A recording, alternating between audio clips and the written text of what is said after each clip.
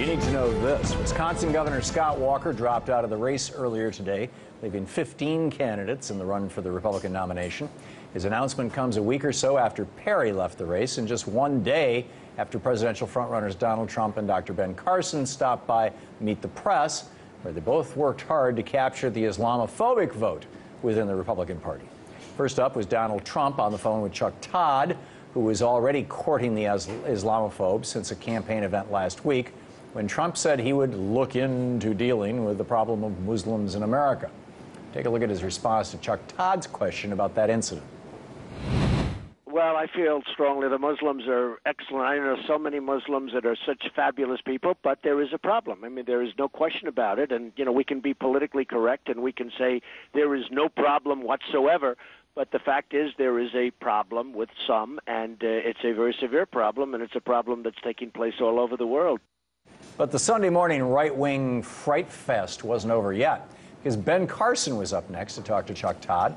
The former neurosurgeon has been surging in the Republican polls over the last few weeks, and he's been doing particularly well among Southern evangelicals. But after his Sunday morning interview with Chuck Todd, he's been forced onto defense. When Chuck Todd asked Dr. Carson whether a president's faith should matter to voters, Carson gave this answer. Check it out. Well, I guess it depends on what that faith is. If it's inconsistent with the values and principles of America, then of course it should matter. But if it fits within the realm of America and consistent with the Constitution, no problem. And when Chuck Todd followed up whether Dr. Carson felt that Islam is consistent with the Constitution, he had this to say. No, I don't. I do not.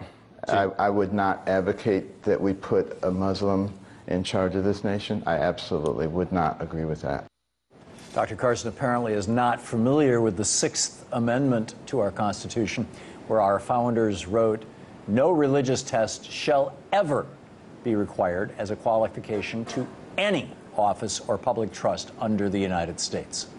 But beyond that, while these statements are clearly offensive, the real question here is whether this is just the candidate's own blatant Islamophobia, or are Trump and Carson just pandering to the Christian Taliban in the United States? Here now to discuss Trump's and Carson's statements over the weekend and how this plays into this bigger problem of Islamophobia in America are the Reverend Barry W. Lynn, Executive Director of Americans United for Separation of Church and State, and Robert McCaw, Government Affairs Department Manager and Capitol Hill Representative for the Council on American Islamic Relations, CARE. Reverend Lynn, Mr. Nice McCaw. to meet you. Thank you for having us. Great to have you both with us.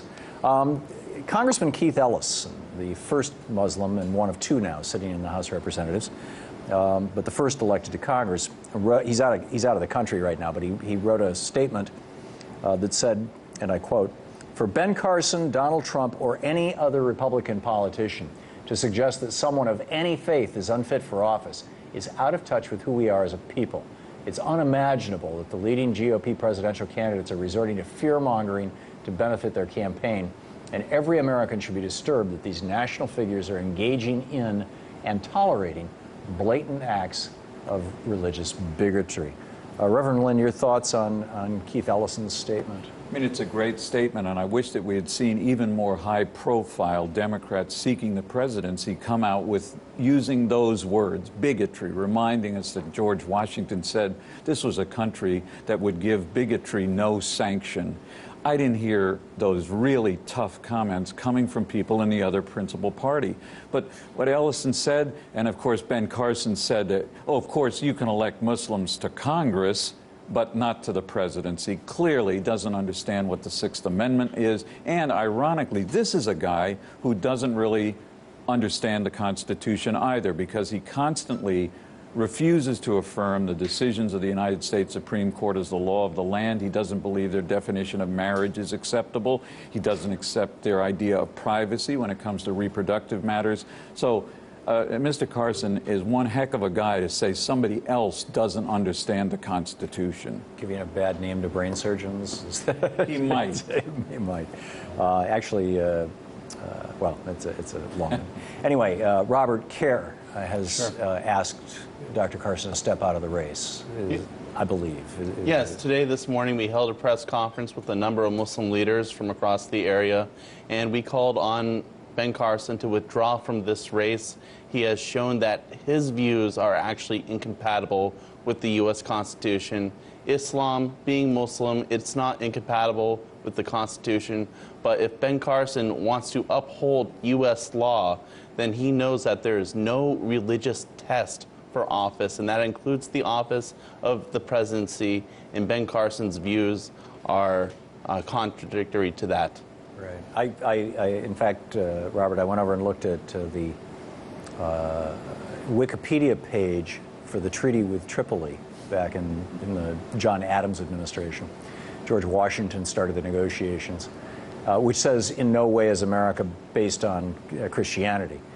And I was astonished to see that there's like a page and a half of commentary on the Wikipedia page that was quoting the one guy who dissented from that back in 1780 or whatever it was, and very little support. It was like, you know, right-wing Christians had rewritten the Wikipedia page. Now, I know this is happening all over, you know, with all kinds of topics, and I can find dozens of Wikipedia pages that have been basically rewritten by right-wingers. But to what extent do you, as a Muslim and as a active member of the Muslim community and as arguably a spokesperson for the Muslim, to what extent do you think that Islamophobia is real in the United States versus something that's being whipped for the fringe, for publicity or votes or whatever?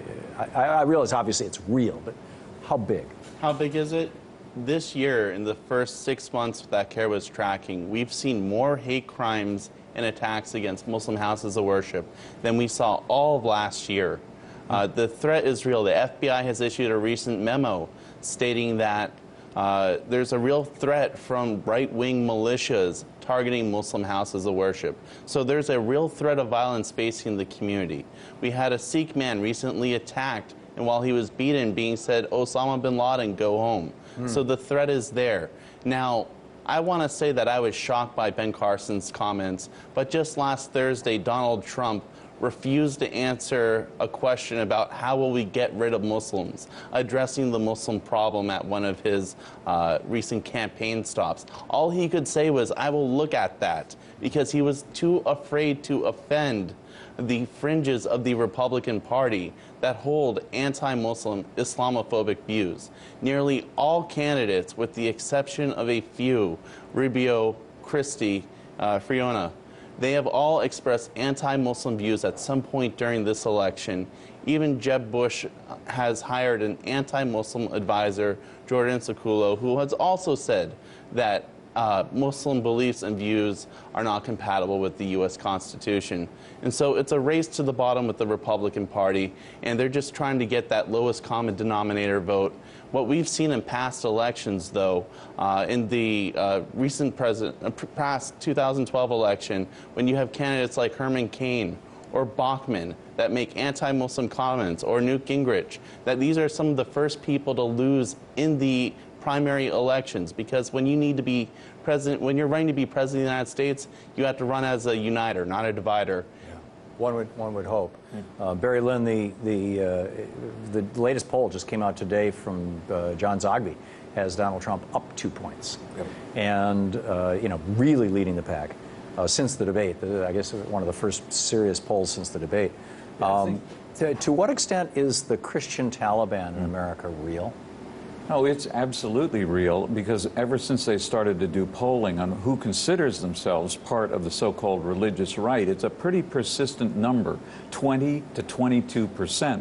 This is the kind of number that has come up since the early 1970s, when Jerry Falwell starts the moral majority, and it hasn't declined much today. What gives me some sense of optimism here is millennials, were they to vote, could radically change the opinions of this country, because they are people who understand the Constitution in a way that is real, that is expressing a deep sense that we're all one people.